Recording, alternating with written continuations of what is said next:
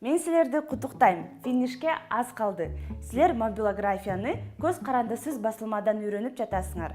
Албетте журналистиканын негиздерин дагы эстен чыгарбоо керек. Бул тууралуу ушул курста сүйлөшөбүз. Журналистиканын негиздерине эмнелер кирет? Эки тарапка тең пикирин айтууга мүмкүндүк берүү керек. Мисалы, мэриянын ишине нааразы болгон троллейбус айдоочуларынан интервью алдыңар дейли. Демек, мындайда сөзсүз түрдө мэриядан дагы жооп алуу керек. Бул тең салмактуулукту сактаганга жардам берет. Экинчиси этика. Журналисттердин атайын этикалык кодекси бар.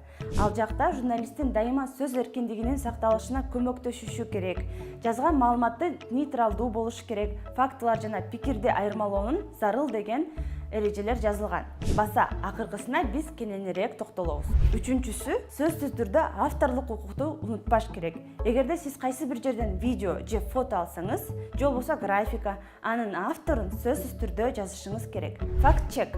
Факт-чек ар кандай контентте маанилүү ролду ойнойт. Факт-чекинг бул маалыматтын аныктыгын, тактыгын жана тууралыгын текшерүү. Ар кандай фактыларды колдонулордон мурун баштапкы булакты табууңуз зарыл. Баштапкы булак деп маалымат ортомчуларсыз түздөн түз алынган маалымат булагы болуп саналат. Факт-чекингде пикирди фактыдан айырмалоо абдан маанилүү. Пикир деп бул субъективдүү ишеним же көз карашты атайбыз. Мисал үчүн, менин атым Сауле. Бул факт. Аны сиз менин документтеримен текшере аласыз.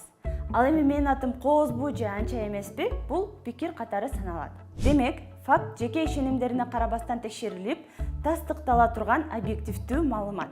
Ушуну менен мобилография курсу жыйынтыкталды. Биз менен бирге болгонуңуздар үчүн чоң рахмат.